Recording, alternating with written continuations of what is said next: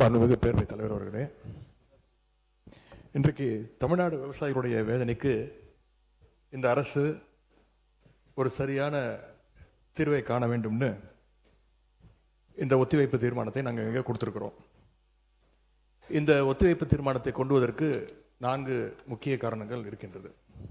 முதல் காரணம், மேகதாது அணை கட்டுற கர்நாடக அரசை தடுக்க இந்த அரசு என்ன நடவடிக்கை எடுத்திருக்கிறது என்று இந்த அவைக்கு நீங்கள் தெரிவிக்க வேண்டும். இரண்டாவது காரணம், முழு பயிர்க்கடன் தள்ளுபடின்னு நீங்கள் தேர்தலின் போது வாக்குறுதி கொடுத்துவிட்டு இன்றைக்கு ஆட்சிக்கு வந்துவிட்டு அரைகுறை தள்ளுபடி மட்டும் செய்வது ஏன்? மூன்றாவது காரணம், காவிரியில் தண்ணீர் வராத காரணத்தினால குறுவை சாகுபடி இன்னைக்கு மொத்தமாக இல்லாமல் போயிடுச்சு. இதற்கு தகுந்த நிவாரண தொகையை எப்பொழுது இந்த அரசு விவசாயிகளுக்கு கொடுக்க போகின்றது? நான்காவது காரணம், டெல்டா மாவட்டங்களை வறட்சி பாதிக்கப்பட்ட மாவட்டங்களாக அறிவித்து அங்கே இருக்கக்கூடிய விவசாயிகளுக்கு உரிய நிவாரணத்தை இந்த அரசு கொடுக்க வேண்டும். முதல்ல மேகதாது பிரச்சனையில் இருந்து என்னுடைய உரையை நான் துவங்குகின்றேன். தாவேக அரசு அமைஞ்சதிலிருந்து மேகதாது அணை கட்டுறதுல இதுவரை காட்டாத ஒரு வேகத்தையும் தீவிரத்தையும் இன்றைக்கு கர்நாடக அரசு காட்டி வருகின்றது. மேகதாது விஷயத்தில் ஒரு முறை மட்டும் பிரதமர்கிட்ட நம்முடைய முதலமைச்சர் அவர்கள் கோரிக்கை வச்சார். அடுத்து மேகதாது பிரச்சனையில இருந்து இந்த பேரவையில் ஜூன் 19 அன்னைக்கு இந்த அரசு ஒரு தீர்மானத்தையும் கொண்டு வந்தது. ஆனால் அந்த தீர்மானம் மட்டும் நிறைவேற்றினா போதாது, அனைத்து கட்சி தலைவர்களோடு சேர்ந்து டெல்லிக்கு செல்ல வேண்டும் என்று எங்களுடைய கழக தலைவர்கள் சொன்ன ஆலோசனையும் நான் இந்த அவையிலே பதிய வைத்திருக்கின்றேன். அப்பொழுதுதான் நாம் அனைவரும் இந்த விஷயத்தில் ஒற்றுமையாக இருக்கிறோம் என்பதையும் நாம் அவர்களுக்கு சொல்ல முடியும். இந்த இடைப்பட்ட காலத்தில் நாங்கள் சொன்னதையும் இந்த அரசு செய்யவில்லை. அனைத்து கட்சி கூட்டத்தை கூட்டணும்னு தொடர்ந்து வலியுறுத்தி கேட்டுக்கொண்டு வருகின்றோம். திராவிட முன்னேற்ற கழகம் மட்டுமல்ல, தமிழ்நாட்டில் இருக்கக்கூடிய அனைத்து கட்சியும் இந்த அனைத்து கட்சி கூட்டத்தை கூட்ட வேண்டும் என்று தொடர்ந்து வலியுறுத்தி வருகின்றார்கள். ஏன் கேட்டுக்கிறோம்னா, கர்நாடக முதலமைச்சரும் அந்த அரசும் மேகதாது விஷயத்தில் மிகவும் தீவிரமாக செயல்பட்டு வருகின்றார்கள். ஜூன் 11 ஒன்றிய நிதியமைச்சர் திருமதி நிர்மலா சீதாராமனை கர்நாடக முதலமைச்சர் அவர்கள் நேரில் பார்த்து மேகதாது அணை கட்டுவதற்கு நிதியுதவி வேண்டும் என்று கோரிக்கை வச்சிருக்கிறார். ஜூன் 12 ஒன்றிய ஜல்சக்தித்துறை அமைச்சர் திரு CR பட்டீல் அவர்களை நேரில் பார்த்து மேகதாது திட்டத்திற்கு நீங்கள் ஒப்புதல் அளிக்க வேண்டும் என்று கோரிக்கை வச்சிருக்கிறார். ஜூலை 27 அன்னைக்கு நாடாளுமன்றத்தில் ஒன்றிய ஜல்சக்தித்துறை அமைச்சர் இணையமைச்சர் மேகதாதுல அணை கட்ட தமிழ்நாடு, புதுச்சேரி மாதிரியான கீழ்ப்படுகை மாநிலங்கள், அதாவது லோவர் ரிப்பேரியன் ஸ்டேட்ஸ், அதனுடைய அனுமதி தேவையில்லை என்று கூறியிருக்கிறார். அதே நாள் ஜூலை 27 டெல்லியில் கர்நாடகத்தைச் சேர்ந்த அனைத்து கட்சி எம்பிக்கள் கூட்டத்தை கர்நாடக முதலமைச்சர் அவர்கள் நடத்தியிருக்கிறார். கர்நாடக அமைச்சர் திரு ராமலிங்க ரெட்டி, கர்நாடக அரசுடைய டெல்லி பிரதிநிதி, கர்நாடக அரசுடைய தலைமை வழக்கறிஞர், மூத்த அதிகாரிகள் எல்லாரும் கூட சேர்ந்து மேகதாது சம்பந்தமாக அந்த மாநில முதலமைச்சர் ஆய்வுக் கூட்டத்தையும் நடத்தியிருக்கிறார். எல்லாத்துக்கும் மேல ஆகஸ்ட் 2 பெங்களூர்ல அனைத்து கட்சி கூட்டத்தை கூட்டுறோம்னு கர்நாடக முதலமைச்சர் அனைத்து கட்சிக்கும் அழைப்பும் விடுத்திருக்கிறார். திரு சீதாராமையா, திரு பசவராஜ் பொம்மையா, திரு எடியூரப்பா, திரு குமாரசாமி, திரு வீரப்ப மொய்லி என 5 முன்னாள் முதலமைச்சர்கள் உட்பட அந்த முக்கியமான கூட்டத்தில் முக்கியமான தலைவர்கள் அனைவரும் அந்த கூட்டத்தில் கலந்து கொண்டிருக்கிறாங்க. கர்நாடக முதலமைச்சர் அந்த கூட்டத்தில் ஊடகங்களை சந்திச்சு பேட்டியும் தெளிவாக கொடுத்திருக்கிறார். இப்படி அவங்க ஸ்டெப் பை ஸ்டெப்பாக ஒரு மாசத்துல பல நடவடிக்கைகளை தொடர்ந்து எடுத்துக்கிட்டு வராங்க.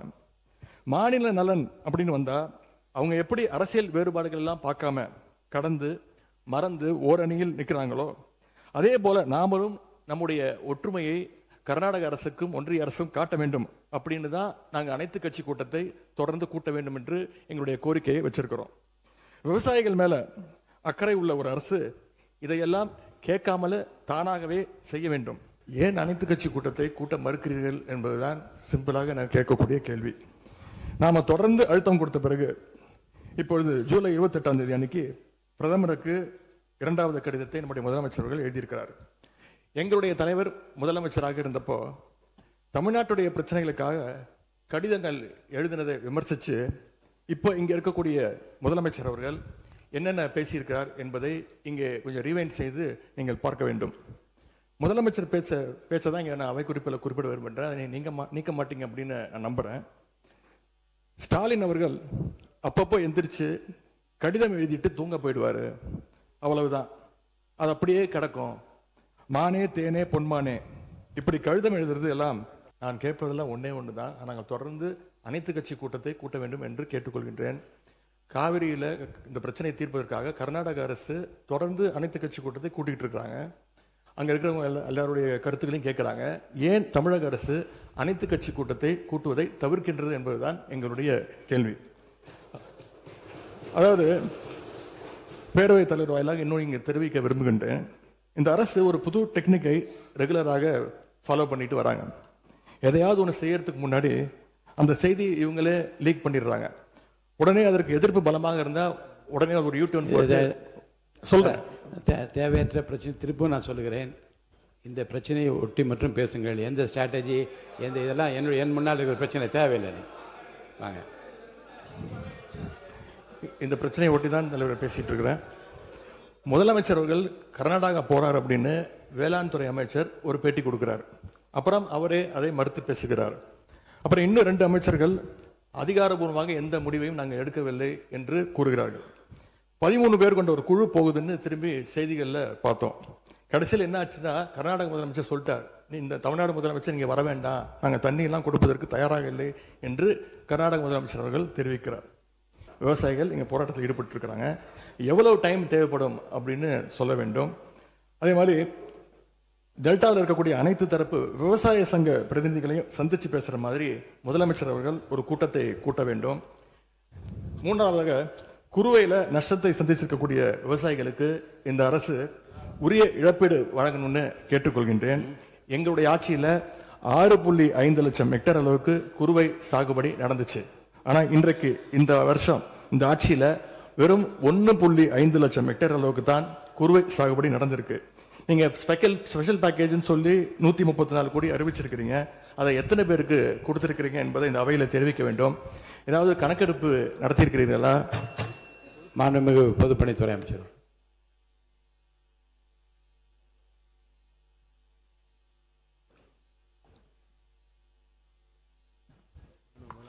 மாண்புமிகு முதலமைச்சர் அவர்கள்.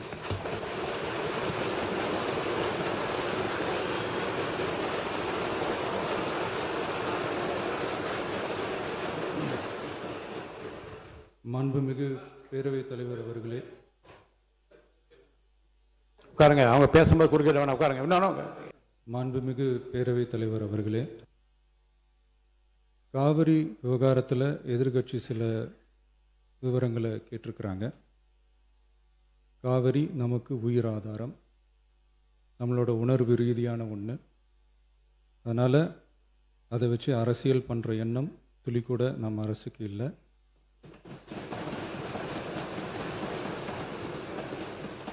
அதுக்கான அவசியமும் இல்லை. மேகதாது விவகாரத்தில் நாம் எல்லாரும் சேர்ந்து தான் தீர்மானம் போட்டோம். அதை நேர்முக கடிதமாக மாண்புமிகு பிரதமர் அவர்களுக்கும் அனுப்பி வச்சிருக்கிறோம். அதோடு நாம் அப்படியே இருந்துடல. ராஜ்யசபாவில் ஒன்றிய ஜல் சக்தி துறை இணை அமைச்சர் மேகதாது அணை பற்றி முழு விவரங்களை குறிப்பிடலைன்னு தெரிஞ்சதும் காவிரி நடுவர் மன்றத்தின் இறுதி தீர்ப்பு மற்றும் மாண்புமிகு சுப்ரீம் கோர்ட் தீர்ப்பு சம்பந்தமான விதிகள் மற்றும் பத்திகளை கோட் பண்ணி மேகதாது திட்டத்துக்கு எந்த விதமான சட்டபூர்வமான அனுமதியோ நிர்வாக அனுமதியோ வழங்கக்கூடாதுன்னு மாண்புமிகு பிரதமர் அவர்களுக்கு அடுத்த நாளே நேர்முக கடிதம் எழுதினோம். காவிரி நதிநீர் பங்கீட்லேயும் சரி, மேகதாது அணை கட்டுற முயற்சிகளை தடுக்கிறதுலையும் சரி, தமிழ்நாட்டோட உரிமையை நம்ம அரசு கொஞ்சம் கூட விட்டு தரவே தராது. அதுதான் நம்மளோட நிலைப்பாடும். அதே நேரத்தில் கர்நாடகாவில் சில அணைகள் கட்ட ஆரம்பித்ததை பற்றியும் இதே அவையில் 1969 ஒரு விவாதம் நடந்திருக்கு. அப்போது நீர்வளத்துறை அமைச்சராக இருந்தது யார்? அப்போ அணை கட்ட விட்டது ஏன்னு கேட்டு அந்த மாதிரி சீப் பாலிடிக்ஸ்லாம் நான் பண்ண விரும்பலை.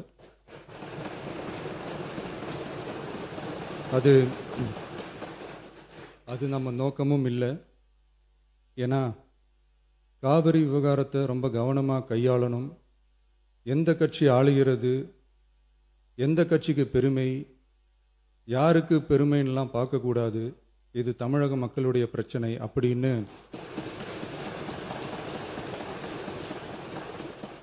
அப்போ இருந்த எதிர்க்கட்சி தலைவர் திரு கருத்திருமன் அவர்கள் சொன்னதை இந்த சபையில் சொல்ல விரும்புகிறேன். காவிரி பிரச்சனையில் சம்பந்தப்பட்ட 2 மாநிலங்களும் ஒன்றிய அரசும் உட்கார்ந்து முடிவெடுக்கணும்னு 1969 இந்த சபையில் பேசியிருக்கிறாங்க.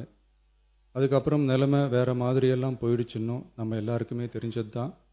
சட்டப்படி இந்த பிரச்சனையை அணுகிறதுல நாம் உறுதியாக இருக்கிறோம், அதில் மாற்றமே இல்லை. இருந்தாலும் ஒரு அட்டெம்ப்ட் எடுத்து பார்க்கலாம்னு தோணுனது தான் அந்த பெங்களூர் விசிட். அப்படி ஒரு விசிட் பற்றி ஃபஸ்ட்டு யோசித்து கேட்டதும் நான் தான். நாம் பெங்களூர் போக நினச்சதை பற்றி பல ஒப்பீனியன்ஸ் வந்துச்சு. நாம் போக நினச்சதுக்கு காரணம், ஒருவேளை இந்த பிரச்சனை தீர்க்கறதுக்கான ஒரு பாசிட்டிவ் சைன் கிடைச்சா நல்லா இருக்குமேன்னு ஒரு எண்ணத்தில் தான். இன்றைய காலத்தில் பகை நாடுகளை பேசி தீர்க்க பார்க்குறாங்க, பக்கத்து மாநிலத்தோட பேசி பார்த்தா என்னன்னு நினச்சேன்.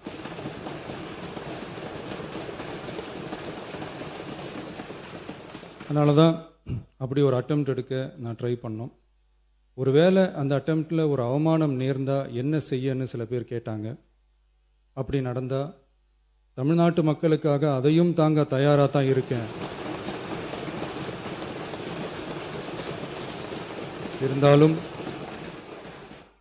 இருந்தாலும் நம்ம மேலே அன்பு காட்டின அத்தனை பேருக்கும் என்னோட நன்றிகள். இந்த காவிரி விவகாரம் பற்றி மாண்புமிகு நீர்வளத்துறை அமைச்சர் அவர்கள் உரிய விளக்கம் அளிப்பார்.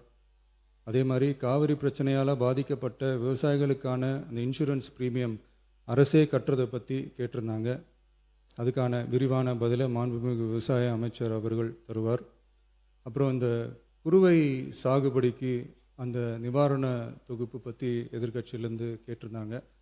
அந்த குறுவை சாகுபடிக்கு அந்த நிவாரணம் ஏற்கனவே கொடுத்தாச்சு, வழங்கியாச்சு. இது அரசியலே நாங்கள் தான் அப்படின்னு சொல்லிக்கிறவங்களுக்கு இது எப்படி தெரியாமல் போச்சுன்னு எனக்கு தெரியல.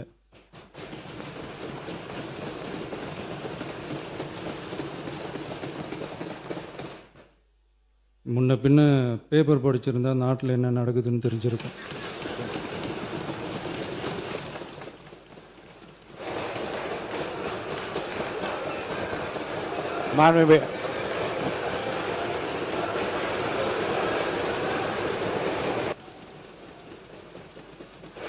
மாண்புமிகு எதிர்க்கட்சி தலைவர் சுருக்கமாக. கொஞ்சம் அமைதியா இருங்க. மாண்புமிகு எதிர்க்கட்சி தலைவர் பேசுவதற்கு நீங்க அமைதியா இருங்க. நீங்களே இப்படி பிரச்சனை பண்ணா எப்படி? அமைதியா இருங்க, அவங்க பேசணும் சுருக்கமாக. பேரவைத் தலைவர் அவர்களே, ஸ்பெஷல் பேக்கேஜ்னா நீங்கள் கொடுத்தது 134 கோடி கொடுத்தீங்க. அது அனைத்து அரசுலையும் கொடுக்கறக்கூடிய ஸ்பெஷல் பேக்கேஜ் தான். இப்போ வறட்சி நிவாரண நிதி அவங்க கேட்குறாங்க. இது ரெண்டுத்துக்கும் வித்தியாசம் தெரிஞ்சுக்க வேண்டும். இது வெறும் டெய்லி காலைல பேப்பர் படித்தா மட்டும் பத்தாது. அங்கே அனைத்து கட்சி கூட்டத்தை கூட்டி அனைத்து விவசாயிகளோடையும் போய் கலந்து பேசி அவங்களுடைய கோரிக்கைகள் என்னன்னு நீங்கள் தயவுசெய்து கேட்டுக்கொள்ள வேண்டும். அதே மாதிரி முன்னவர் திரும்பி கேட்பது தான், கர்நாடகாவில் அவங்க அனைத்து கட்சி கூட்டத்தை கூட்டி முன்னாள் முதலமைச்சர்லாம் வர சொல்லி அவங்களுடைய கோரிக்கைகள்லாம் கேட்டுக்கிட்டு இருக்காங்க, தொடர்ந்து கேட்டுட்டு இருக்காங்க. இந்த தாவேக அரசு ஏன் அனைத்து கட்சி கூட்டத்தை கூட்டுவதற்கு என்ன உங்களுக்கு பயம், என்ன உங்களுக்கு தயக்கம் என்பதை நான் கேட்டுக்கொள்ள விரும்புகின்றேன். அதே மாதிரி குறுவை பாதித்த சம்பவம் இன்னைக்கு கேள்விக்குறியாக நிலையில் விவசாயிகளுடைய தொடர் கோரிக்கை டெல்டா மாவட்டங்களை வறட்சி பாதித்த மாவட்டங்களாக அறிவித்து அதற்கான உரிய நிவாரணங்களை அவங்க தொடர்ந்து கேட்டுட்டு இருக்கிறாங்க. எனவே அதையும் இந்த அரசு செய்ய வேண்டும் என்று கேட்டுக்கொள்கின்றேன். நன்றி.